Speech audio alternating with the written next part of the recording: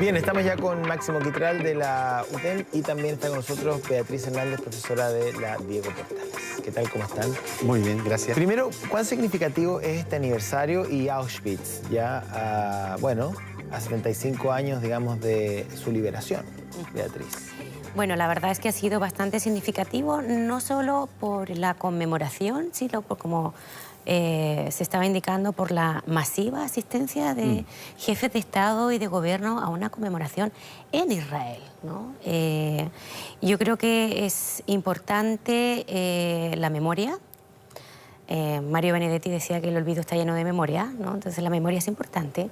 Felipe VI, el rey de España, dio el discurso de inauguración en la cena anoche y él decía, hacía, digamos, alusión a esa memoria porque la mayoría de las personas que vivieron en ese campo de concentración ya están muertas. Entonces, ¿cómo se va a perpetuar esa memoria? ¿Ya?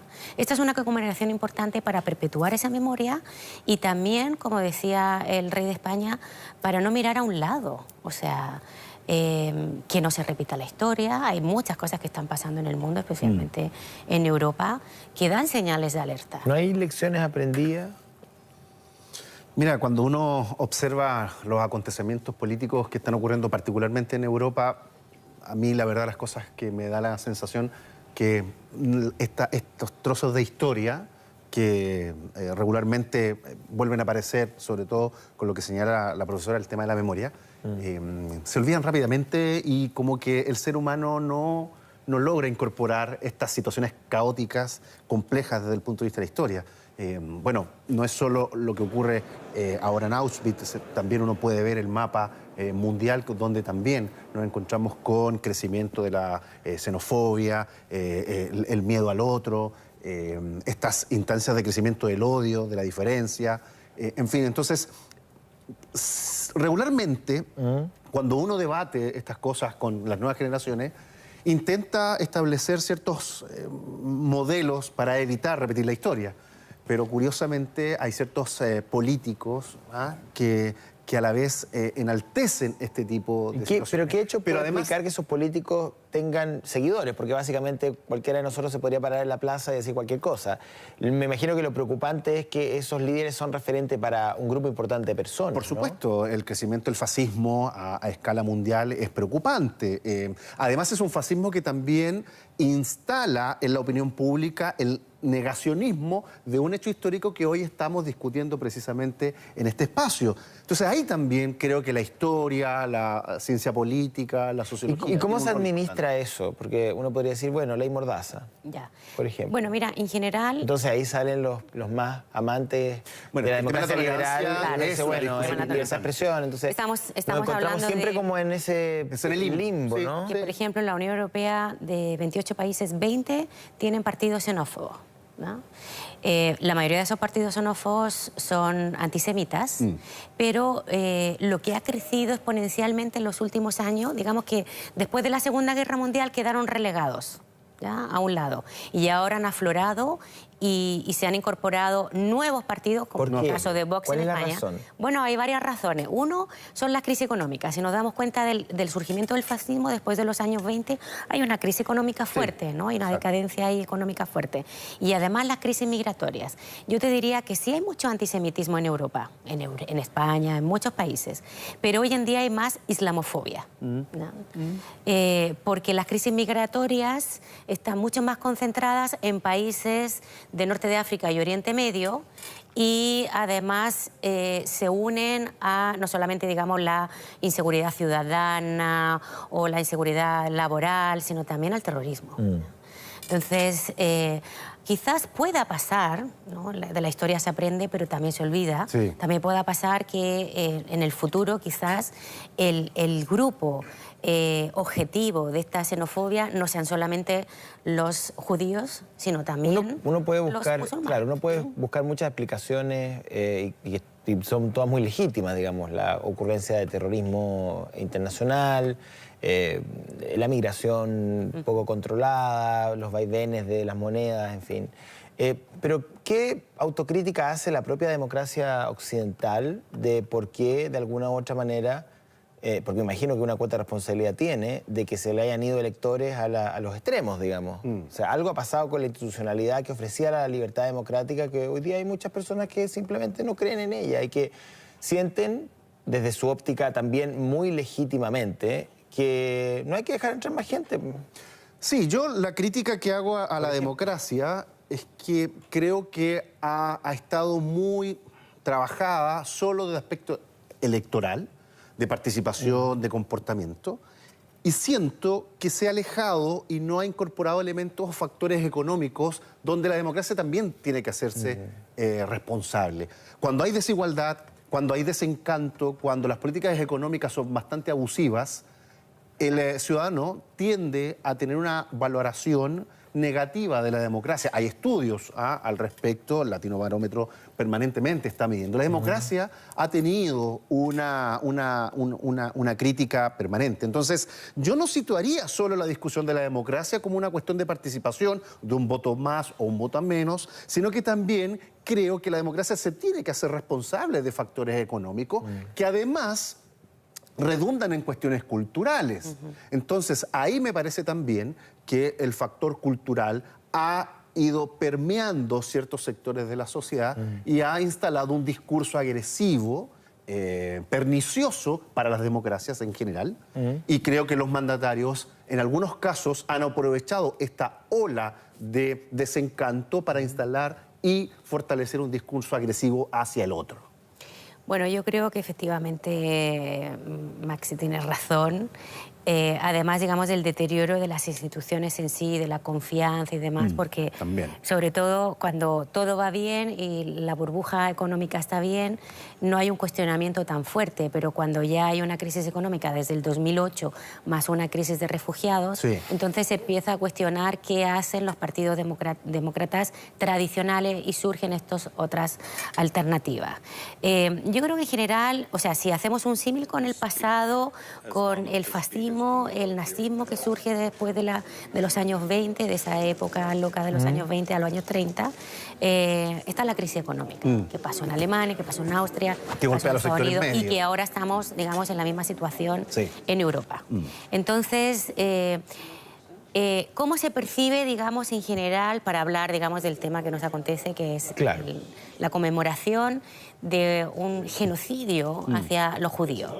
Los judíos siempre han sido vistos como una comunidad muy poderosa económicamente. Sí, y lo han sido. Y bueno, lo siguen siendo también. Sí, lo mantienen, sí. Claro, lo siguen siendo. No todos, pero en fin, una comunidad importante. Pero yo creo que hay un rechazo, por lo menos lo que yo he visto también en España, ese rechazo histórico, desde la época de los Reyes Católicos hasta nuestros días, de que somos distintos, los judíos son distintos. Sí, lo que pasa es que uno puede detenerse en ese nivel de análisis, que es muy interesante respecto a la situación hoy día del antisemitismo, y hay incluso ataques terroristas que reivindican el antisemitismo y está mezclado con la causa palestina, en fin. Pero me gustaría a mí llevarlo a un plano un poquito más general que tiene que ver con la violencia como práctica política, porque eso es lo que vimos durante la Segunda Guerra Mundial, básicamente, esto llevado a su máxima expresión, entendiendo que hoy día también hay miles de personas que necesariamente no son judías y son perseguidas y son obligadas a desplazarse. Hay candidatos en diferentes partes del mundo que en forma maquillada o no tanto plantean la violencia como una herramienta legítima de acción política. Grupos organizados que a lo mejor están fuera del sistema pero que también la plantean y hacen bastante daño con eso. Y eso nos lleva necesariamente a varios de los ingredientes que tuvo la nociva receta de la Segunda Guerra Mundial. Por eso yo lo planteaba por ese lado. Bueno, en Auschwitz, cuando tú entras a Auschwitz, hay un lema que dice el genocidio empieza con palabras. ¿No? Exacto, por ejemplo. Entonces, ¿qué pasa? Efectivamente, la captación de las palabras y del discurso fascista, xenófobo que se está dando ahora en Europa ha empezado con palabras que va calando en la digamos, memoria colectiva de muchas personas. Y eso se puede traducir en violencia. Algunas personas ya lo están traduciendo en violencia. Bueno, ahí está el factor y no cultural. sabemos qué va a pasar después. Que ahí hay un factor cultural, que es el que yo creo que va un poco también en la dirección de lo que dice la profesora, Y no importa cuán educado sea, o sea, puedes tener niveles de educación muy altos, puedes tener un nivel socioeconómico muy alto y sin embargo identificarte con ese discurso, ¿no? Con ese discurso que es violento. Sí, es bastante violento, pero claro, hay mucho también de oportunismo político, porque ese discurso hace subir en las encuestas, formar coalición, permitir que se puedan conseguir espacios parlamentarios, incluso ganar presidenciales, pero hay un grueso de la población que le hace sentido ese discurso, y eso es lo preocupante, porque también la democracia desde el punto de vista de la cultura tendría que hacer una especie de autocrítica en ese sentido por el crecimiento que han tenido estas expresiones tan negativas para la sociedad, que no son que no responden solamente a una cultura europea. También uno encuentra ese mismo discurso. O sea, Trump tiene ciertos visos de eso, sin duda. Bueno, no es solamente Trump, sino también lo que ha pasado en el Reino Unido, en Holanda también han aparecido figuras que han levantado ese discurso. Pero no solamente desde la ultraderecha, porque es interesante también visualizar cómo algunos grupos vinculados al mundo social muchas veces o al mundo de la sociedad civil, que no están ligados necesariamente a representación política o a candidatura alguna, también hoy día reivindican la violencia como una arma legítima de acción y de cambio, digamos. Depende hacia quién apunte. Y bueno, pero es que uno tiende a decir, bueno, en realidad han sido tan perseguidos y oprimidos que, bueno, pueden hacer este atentado o pueden, digamos, de esta manera humillar o denigrar o entorpecer la labor de tal o cual autoridad. A mí me parece que no es legítimo. O sea, se está tratando en el estado de Virginia de regular el tema de las armas y ahí aparecen los supremacistas blancos llenos de metralletas y pegándole a los funcionarios del Capitolio de Virginia. O sea, bueno, es un poco eso también, pero esa es la cultura de la violencia, que es el mecanismo que se utiliza justamente porque, bueno, ya con la cuestión del supremacismo, a mí me parece que al menos debemos mirarlo con bastante recelo, porque ¿con qué autoridad moral uno puede decir yo tengo cierta supremacía frente al otro? ¿Qué me da esas características? Bueno, pero lo mismo acá, pues, Máximo. O sea, ¿qué supremacía me da a mí el derecho en Chile de impedir el paso de una persona? Por ejemplo, por Plaza Italia. Es lo mismo. Entonces tú dices, efectivamente hay grupos sociales que tienen legítimas reivindicaciones porque han sido maltratados, porque han sido vulnerados. Uno esperaría de esos grupos vulnerados no responder con la misma violencia, de alguna u otra forma. Claro, lo que pasa es que ahí la discusión de la violencia es a quién está dirigido. El punto es que, por ejemplo, estos grupos que están más al margen de la política, normalmente la violencia está dirigida hacia el Estado. Un Estado burgués, un Estado capitalista, que tiene una forma de operar que es bastante opresora. Por tanto, hay la discusión opresor-oprimido. Pero nadie le impidió al presidente el ingreso a la moneda. Lo que están impidiendo es que, por ejemplo, abra una botillería. Ese no es el Estado opresor. Claro, en el fondo, el mensaje puede ser ese. Sí, claro. Si tú me dices, mira, si yo voy a interrumpir la caravana presidencial y le voy a decir al presidente Piñera, si va y la pasa, yo digo, ok, es contra quien representa al Estado de alguna u otra manera. Pero eso no es. La caravana presidencial pasa y nadie se opone, digamos. No, porque el uso de la fuerza. Pero bueno, pero es que finalmente, aunque el mensaje sea atentar contra el Estado opresor, terminamos atentando contra el derecho y la dignidad de otras personas que no están para nada ligadas al Estado. Entonces, el ejercicio... Tú has dicho algo que me ha parecido muy importante, ¿no? Entonces, ¿por qué los judíos, que hay 3 millones de judíos que murieron después del Holocausto, ¿por qué ellos han tenido también violencia y expansionismo en Palestina? Por ejemplo. Claro, entonces, hay un ejemplo importante. Como ellos que han sufrido tanto, siguen haciendo sufrir también a los palestinos que, perdón, pero le dieron un departamento y se tomaron todo el condominio, entonces, y lo siguen haciendo.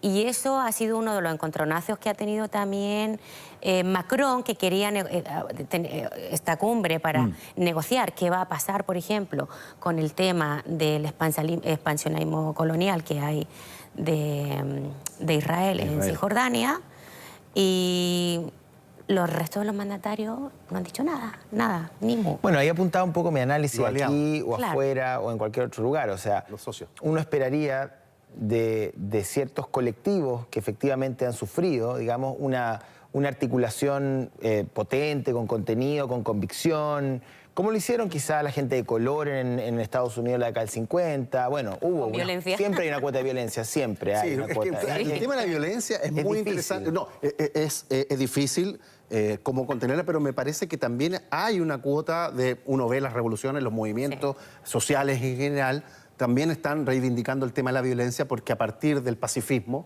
no se ha conseguido nada. Ese es uno de los argumentos. Si el tema es contra quién, en qué momento y de qué manera se usa, porque cuando la violencia es como una caja de Pandora. Cuando tú abres la caja, ¿cómo la vuelves a cerrar? Y generalmente se cierra o como la cerraron los rusos después de la revolución y sabemos lo que terminó eso, o como la han cerrado los chinos, que cuentan millones de muertes, o como la cerramos nosotros aquí en 73 con un golpe horroroso y una dictadura brutal. O reflotar los autoritarismos. Exacto. Entonces, puede darse tú dices, bueno, sí, la herramienta se puede explicar desde la indignación orgánica de un conjunto de personas que han sido abusadas o violentadas o perseguidas, sí.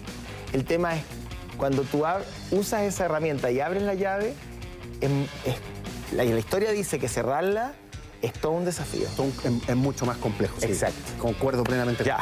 Muy bien. Muchas gracias. Estén muy bien. Y es todo un desafío también seguir a Juan Manuel Astorga, que ya viene en Mega Noticias Plus Prime. Chao.